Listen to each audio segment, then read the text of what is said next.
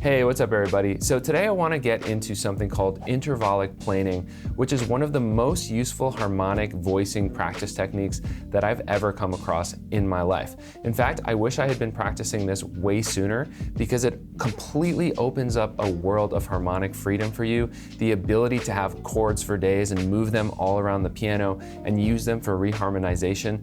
So let's dive right into it. I want to say a really quick thank you and shout out to today's sponsor, the Quartet app. Quartet has a collection of 500 jazz standards, all recorded with actual live musicians. Plus, on top of that, they have a ton of awesome features in the app that actually make practicing just more fun and effective. So definitely recommend checking it out. More on that later. So this is my favorite voicing to teach this. It's a beautiful minor 11 shape. 1, 5, 9, flat 3, 11, flat 7. I bet you recognize this. Let's just play with it for 1 second.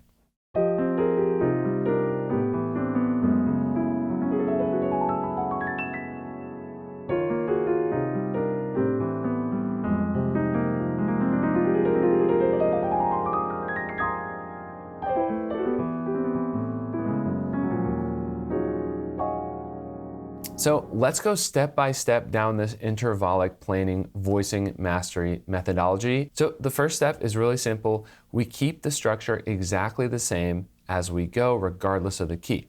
So let's start with just half steps. So we just move the voicing up in half steps. Obviously, you can start slower than this.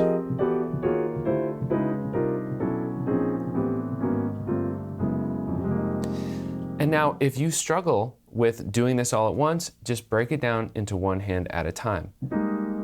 You'll see how as the shape changes, I might need to change the fingering a little bit. And we just keep going up until we've really got the hang of it, and then we can add in both hands. So that's half steps. Next up, really simple, you can probably guess it, we're gonna do whole steps.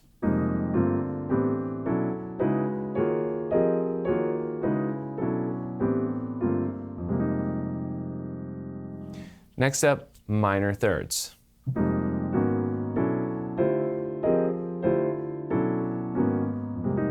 And you can keep going up the keyboard further if you want to. I'm just keeping it simple and short for this video.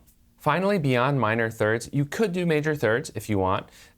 My favorite next step is actually moving up and down in fourths. So we go like this.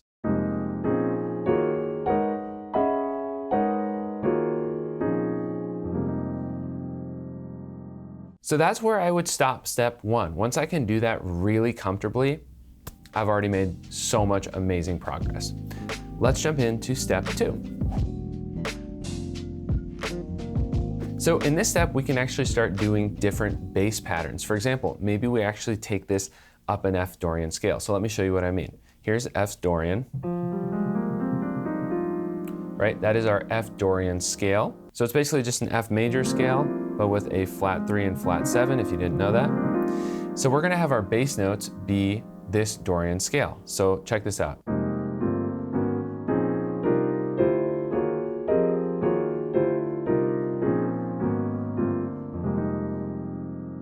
We could also do a pattern up that scale, for instance.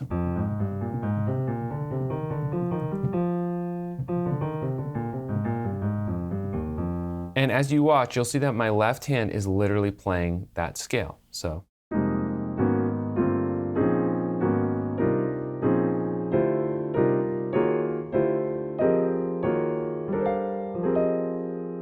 There we go. And obviously you can also do that going back down.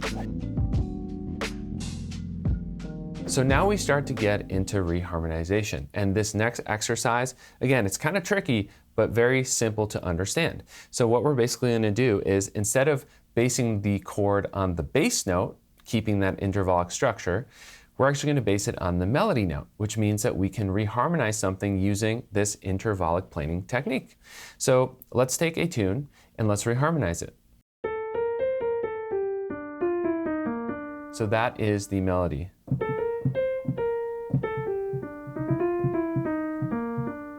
So what we're going to do is we're going to just basically find the chord that starts based on this melody note. So we know that our structure is 1, 5, 9, flat 3, 11, flat 7. That means that our top note is going to be flat 7. So A is the flat 7. What is our key? B. So now we can just build the chord. 1, 5, 9, flat 3, 11, flat 7. And again, structure stays the same. Now we're going to play the melody.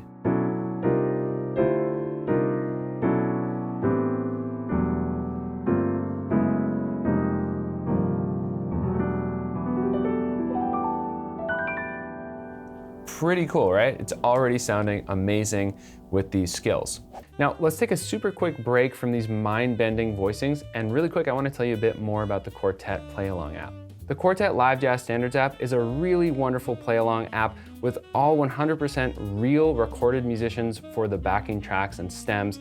In fact, 9 of Europe's top jazz musicians recorded all of that. And I think that's awesome because for me, it's really important to actually play along with real musicians. There are 4 different editions of the app, and when you put those together, you get all 500 jazz standards, again, recorded by all real musicians. So of course, there are a ton of really great features in this app that will really help you get a solid and effective practice session in.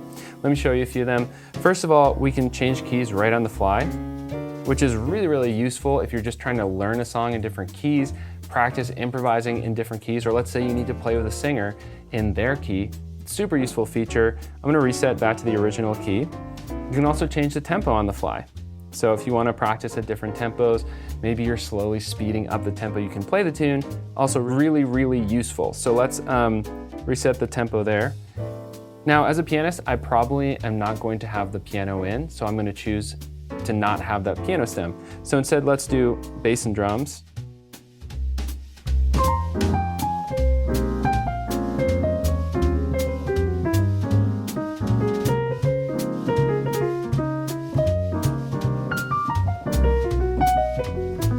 But this is also cool. What if I wanted to work on a bass line? I could just go to piano and drums.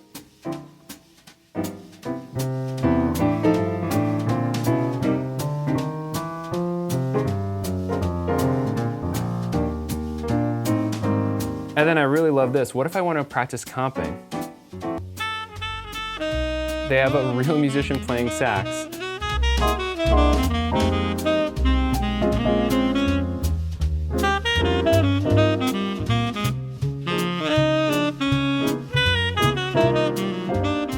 Now you only have to purchase Quartet once to be able to install it across all of your Apple devices, including iPhone, iPad, as well as on Silicon Mac as well. And that just meaning the M1 chip and afterwards. Again, it comes in 4 different editions that make up all 500 songs. You can actually bundle those all together into a single purchase, and then you'll have all 500 good to go. The link is in the description. Definitely recommend checking it out. All right, back to the video. Now, I do want to throw in one extra advanced reharmonization step here. So far, we've only been doing this with one voicing.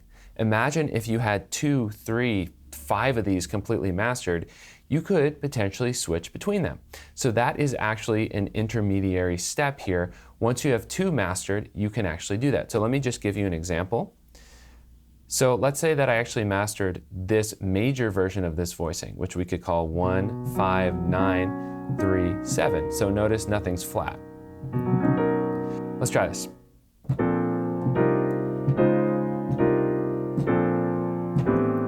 So notice how I'm actually moving between the major chord and the minor chord. So when we do the major chord, it's a major 7 on top. And then we do the minor chord, it's the flat 7 on top. See? But if we did only major chords, it would always be the major 7 on top. So I really encourage you to practice that once you've mastered 2 chords. Try playing a melody and alternating between them. All right, let's keep going. I have more amazing steps here for these exercises. Again, this is crazy just how much you can get out of this one concept of intervallic planing. Let's keep going. So right now it's still sounding a little blockish. It's not as musical as it could be. What do we do about that? Well, the next thing we can do is actually introduce rhythm and motion. And what I recommend you do is go through the intervallic steps again and do that with these motion techniques. And you can actually just come up with some of your own rhythms. One thing I like to do is keep the outside notes stagnant right? Just hold them as whole notes, for instance, and then come up with inner motion between them. So let me give you an example as I practice this, and let's do half steps.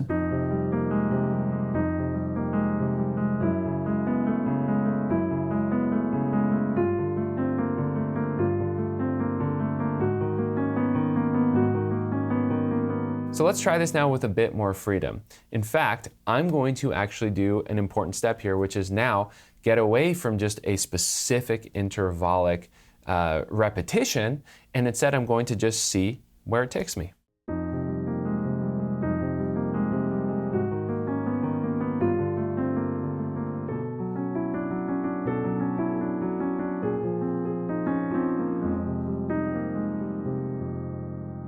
So I changed the pattern at the end there. Once you practice a few patterns, it really starts to sound musical and not just repetitive. So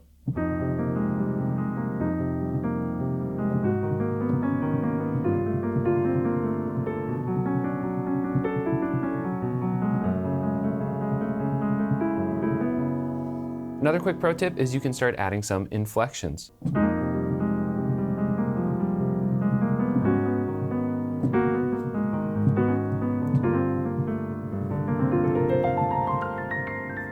So definitely mess around with that. Now I want to get into the final step here, which is arpeggiation. Again, so cool that we get so much out of this one strategy. So check this out. So far, we've just been doing the voicings 1 octave. Let's just arpeggiate these ascending and then do them in intervals. So.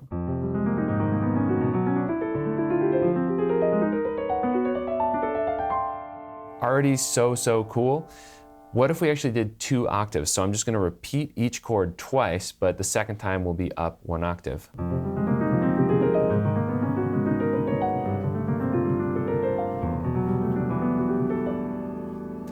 We are getting so many sounds out of this one method.